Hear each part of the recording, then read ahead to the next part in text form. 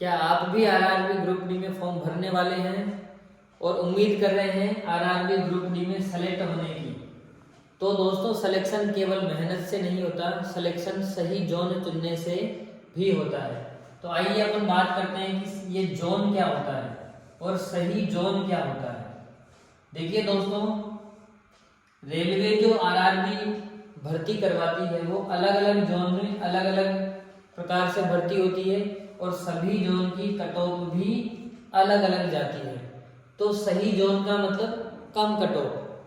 अगर आप सही जोन सेलेक्ट करके फॉर्म भरते हो तो दोस्तों वहाँ की कट ऑफ अगर आपके अकॉर्डिंग रहती है तो वो आपके लिए जोन सही है, और अगर आपके नंबर से वहाँ की कट ऑफ ज़्यादा चली जाती है तो वो आपके लिए जोन रेड जोन है। तो चलिए दोस्तों, आगे अपन बात करते हैं कि आप अगर फॉर्म भर रहे हैं तो किस जोन को आप फर्स्ट प्रायोरिटी दें या किस जोन में आपको फॉर्म भरना है। तो दोस्तों, जोन सेलेक्ट करने से पहले आपको ये 4 इंपॉर्टेंट बातें जानना बहुत जरूरी है। अगर इन 4 बातों का ध्यान रखे बिना अगर आपने फॉर्म भर दिया तो दोस्तों बहुत पछताओगे। तो देखिए क्या है वो 4 बातें।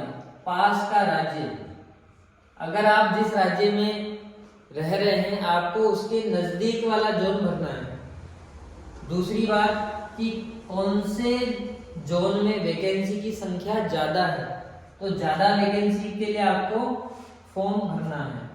और पिछली कट ऑफ कहाँ की कम गई है दोस्तों, जो पिछली वाली जो ग्रुप डी की भर्तियां हुई है 2018-19 वाली और भी जो बाकी भर्तियां हैं उनमें आपको पिछली कट ऑफ का एनालिसिस करके और फिर जहाँ पे कम कट ऑफ गई है उसके अनुसार और किस जगह पे कंपटीशन कम रहता है। मैं बता दूं आपको दोस्तों कि यूपी और बिहार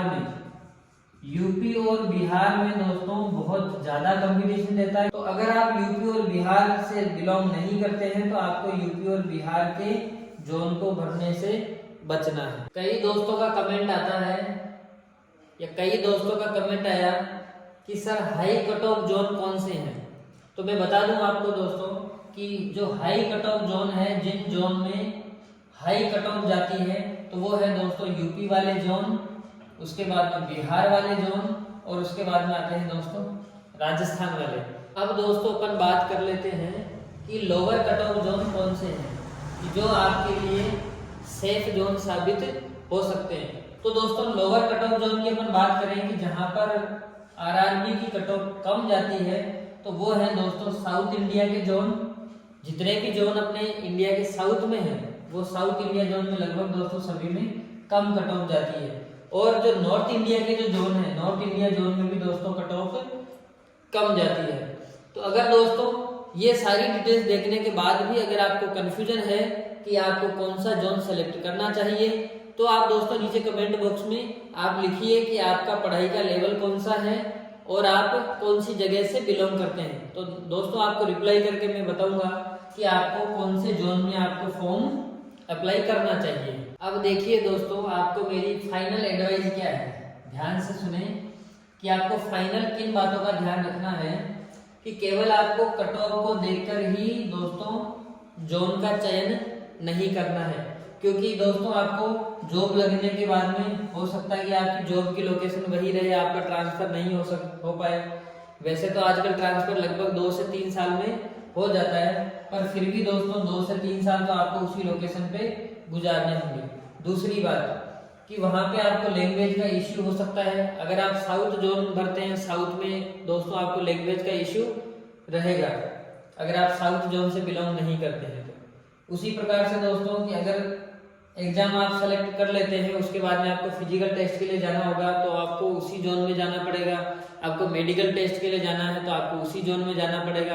आपको डॉक्यूमेंट वेरिफिकेशन के लिए बुलाया जाएगा तब भी आपको दोस्तों उसी जोन में जाना पड़ेगा। एक बार अच्छे से सोच विचार करके ही अपने जोन का फाइनल चयन करें। आप केवल कट ऑफ के बेस पर जोन का चयन न करें दोस्तों। फिर से मैं आपको याद दिला दूं कि अगर आप इस वीडियो को देखने के बाद भी कंफ्यूजन में है कि आपको कौन सा जोन भरना चाहिए तो आप कमेंट सेक्शन में आपकी लोकेशन और आपके पढ़ाई का स्तर को लिखिए। मैं आपको रिप्लाई करके बताऊंगा कि आपके लिए कौन सा जोन सेफ रहेगा।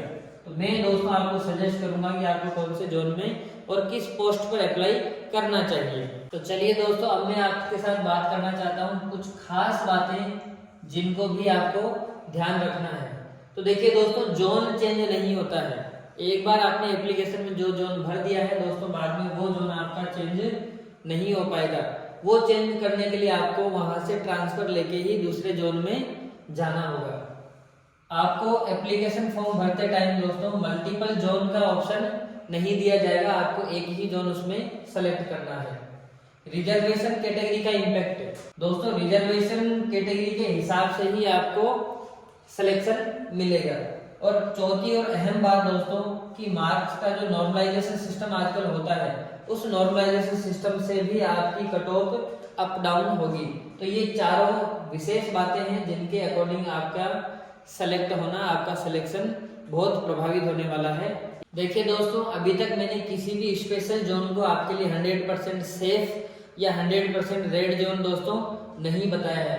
मैंने जो बातें आपको बताई है उनके अकॉर्डिंग आपके लिए रेड जोन अलग हो सकता है, वो किसी दूसरे के लिए सेफ जोन हो सकता है। तो दोस्तों, आप अपने स्व विवेक से इन सारी चीजों को डिस्कस करके, और अगर आप फिर भी कंफ्यूजन में हैं तो कमेंट बॉक्स में लिखिए कि आप किस जगह से बिलोंग करते हैं और आपका पढ़ाई का स्तर क्या है। तो मैं आपको सजेस्ट करूंगा कि कौन सा जोन आपके लिए सेफ रहेगा और कौन सा जोन आपके लिए रेड रहेगा। अब देखिए दोस्तों, अपन बात कर लेते हैं कि पिछली जो आरआरबी ग्रुप डी की जो भर्ती थी या जो पिछली भर्तियां थी, उनकी कट ऑफ लगभग कितनी जाती है और किस किस जोन से कितनी कितनी जाती है।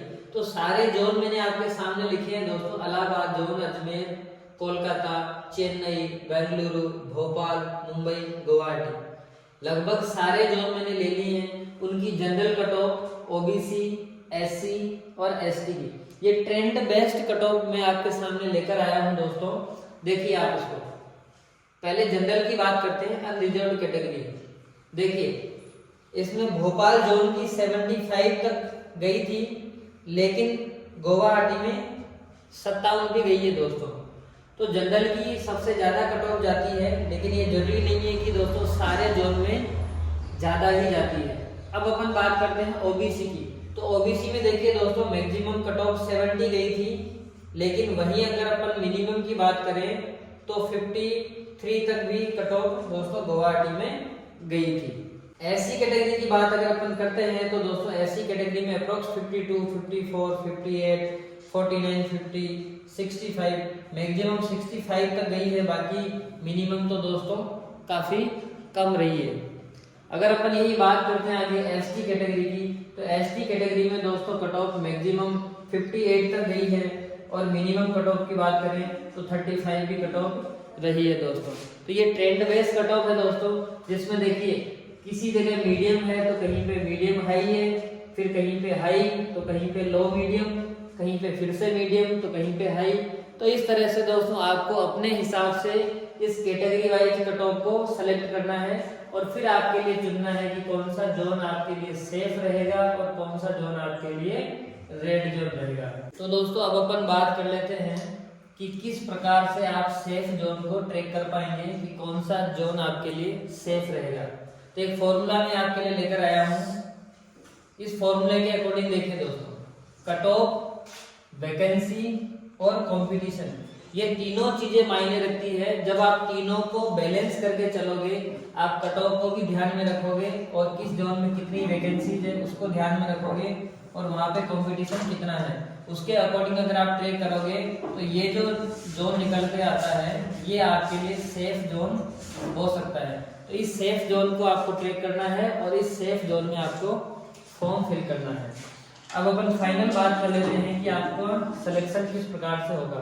तो केवल सेफ जोन को ट्रैक करने से सिलेक्शन नहीं होता दोस्तों। सेफ जोन में फॉर्म अप्लाई करने के बाद में आपको वहां की वैकेंसीज का ध्यान रखना है, और आपकी जो वहाँ की कट ऑफ है, मॉडरेट कट ऑफ, कि वो कट ऑफ आपके लिए मॉडरेट है कि नहीं है, आपके अकॉर्डिंग कट ऑफ जाती है तो आप उसको सेलेक्ट कर पाओगे, अदरवाइज आप सेलेक्ट नहीं हो पाओगे।